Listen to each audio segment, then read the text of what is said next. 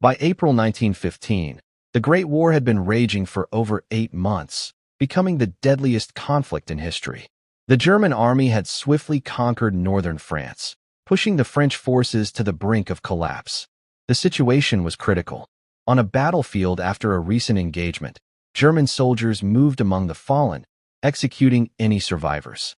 A French soldier named Gabriel awoke amidst the carnage and began to crawl over the bodies of his comrades in a desperate attempt to escape. Hearing Germans approach, he feigned death. Suddenly, a presumed dead German soldier lunged at him. Gabriel fought back fiercely, ultimately killing the attacker with his own blade. The struggle, however, drew the attention of other German soldiers. Forced to run, Gabriel fled through the battlefield, repeatedly thrown to the ground by nearby explosions, but never stopping. Just as he was about to reach the safety of his own camp, he stepped on a trap, triggering a grenade that exploded beneath him. Meanwhile, in a club in the Parisian suburbs, a man known as the Baron met with a German operative named Gruber. Gruber had paid the Baron to locate a secret laboratory, but had received no results. The Baron assured him that his agent was actively working on the task, though he pressed Gruber for details on the lab's significance. An irritated Gruber refused to elaborate and issued an ultimatum. The Baron had 24 hours to complete the job. Gabriel was found alive, though severely wounded, and taken to a military hospital. A doctor informed him that his wife had come to visit, but Gabriel, ashamed of his condition, refused to see her. The doctor gave him a family photograph that his wife had left. Overwhelmed with guilt, Gabriel tried to look out the window for her, only to collapse onto the floor. That evening, a group of mysterious scientists arrived. Gabriel, half conscious, overheard the doctor arguing with them. He watched as one of the scientists, Mart, administered an injection to another patient. The man's body convulsed violently for several minutes before he went limp. The same injection was then given to Gabriel. His eyes turned black, and he lost consciousness. The scientists deemed him compatible and took him away.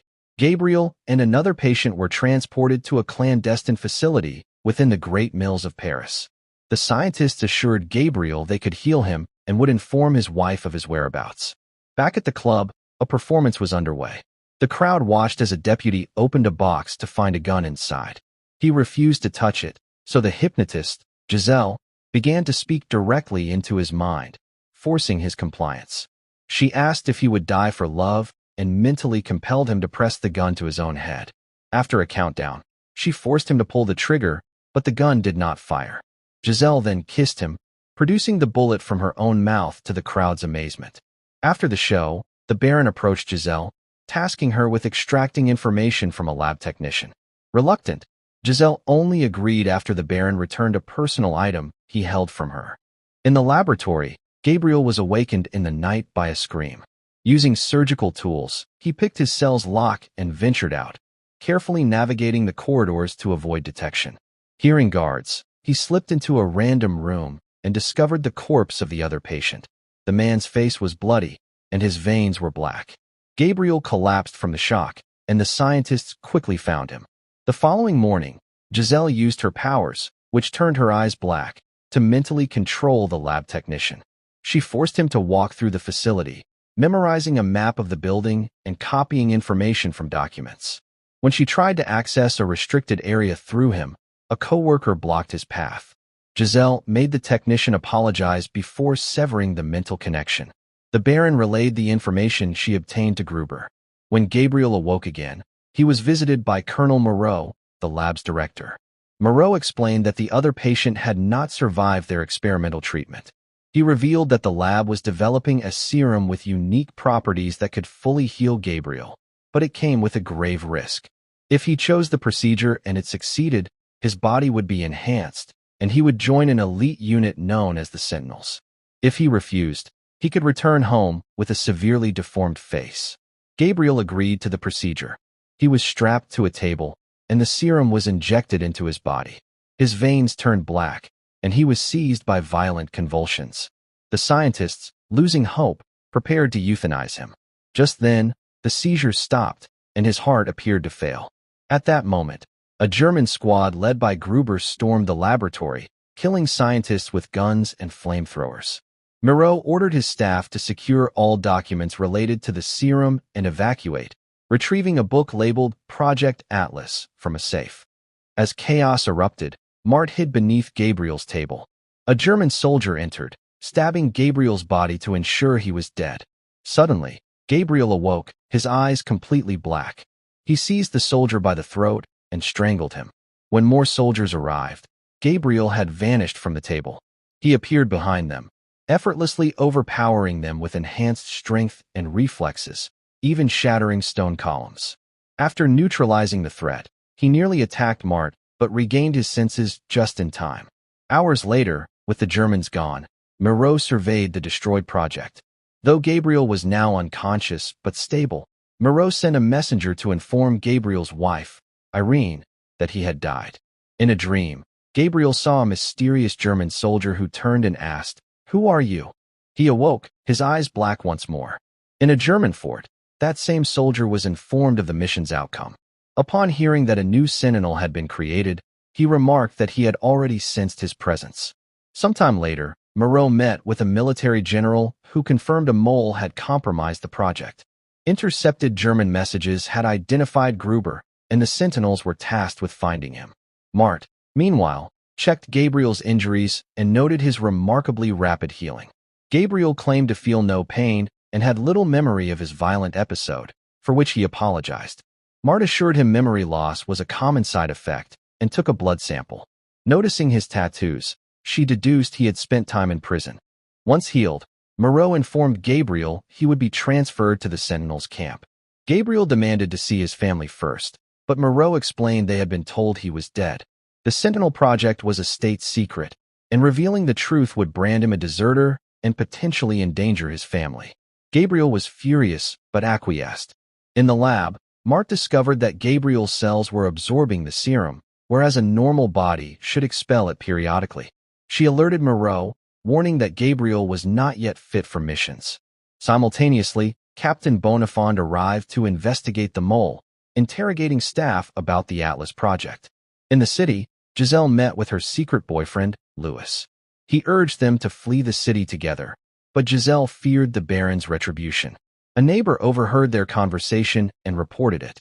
The Baron subsequently confronted Louis at the club, threatening him with a blade for messing with his woman, and ordered him to leave Paris without contacting Giselle again.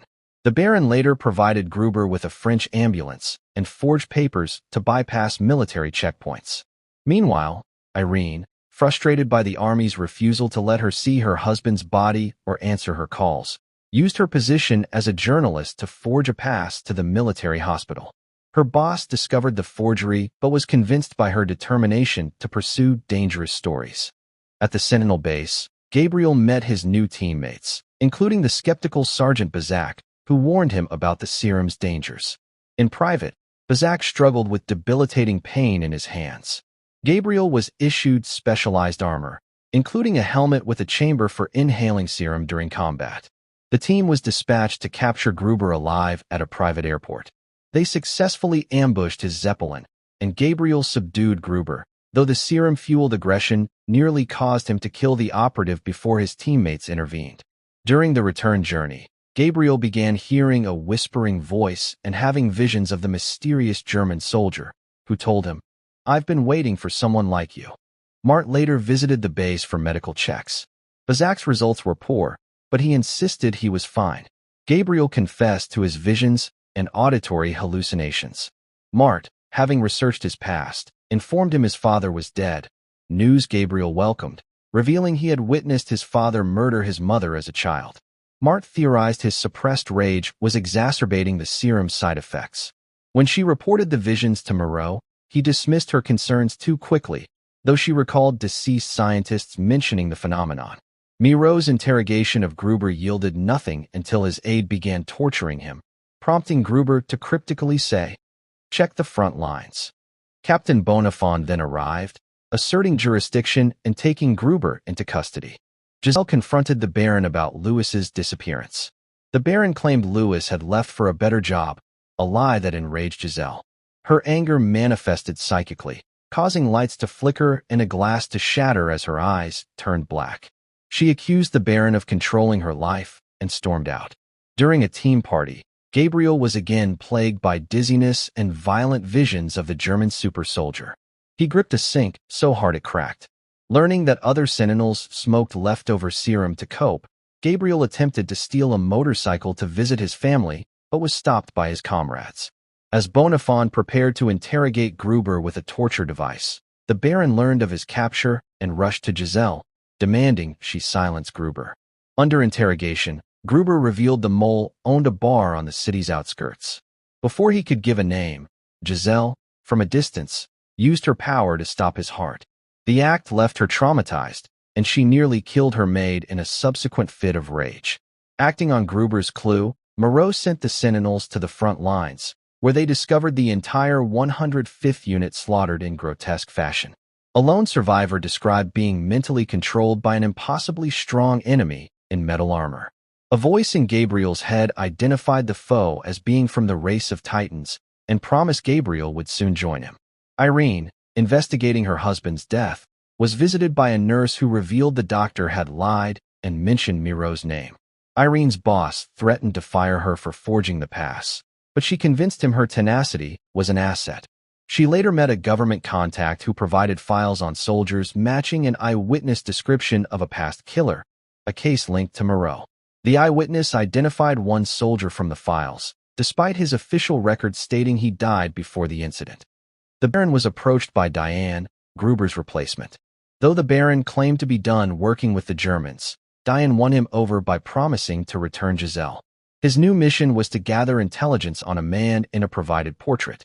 Louis, meanwhile, had kidnapped Giselle, keeping her sedated in an abandoned apartment with plans to flee the city. When she awoke and tried to use her powers, the sedatives weakened her, and he forced her back into unconsciousness. The Sentinel's next mission was to rescue a kidnapped French scientist from behind German lines. Moreau privately told Gabriel he knew about the men he had killed, but would grant clemency if he successfully retrieved the scientist. The team infiltrated the German fort where the scientist, Mazurek, was held. They found the road blocked and were forced into a firefight, during which one Sentinel, Claremont, was shot. After commandeering a truck and receiving aid from a local maid to treat Claremont, Gabriel and Bazak continued the mission on foot. They infiltrated the fort, only to be ambushed and captured by the mysterious super soldier. The soldier revealed to Gabriel that he, too, was a product of Miro's Project Atlas. He explained that they had survived the serum due to a unique anomaly in their blood. He placed a mask on Gabriel, subjecting him to visions of being executed by French soldiers and promising him true power if he shed his humanity. He then mentally compelled Gabriel to kill Bazak. As Gabriel struggled against the control, a vision of his wife appeared, giving him the strength to resist and drop the blade. Meanwhile, at the French lab, a new test subject named Arya, a death row inmate, successfully tolerated the serum and displayed incredible power, though she initially went on a rampage before Mart calmed her. Mart, granted access to the Project Atlas files, was horrified to learn that hundreds of non-volunteer soldiers had died in the early experiments. Claremont, having infiltrated the German fort, rescued Gabriel and Bazak. They freed Mazurek and fought their way out in a chaotic battle.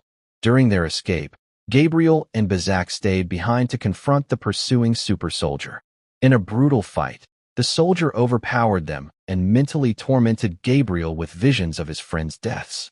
Bazak, in a final act of sacrifice, triggered a mine, gravely wounding himself and the super soldier. Seizing the opportunity, Gabriel used his own emerging psychic power to overwhelm the soldier's mind, allowing them to decapitate him. The team returned to base as heroes. Bazak, having lost an arm, encouraged Gabriel to use his newfound control to reunite with his family. Gabriel immediately left for Paris.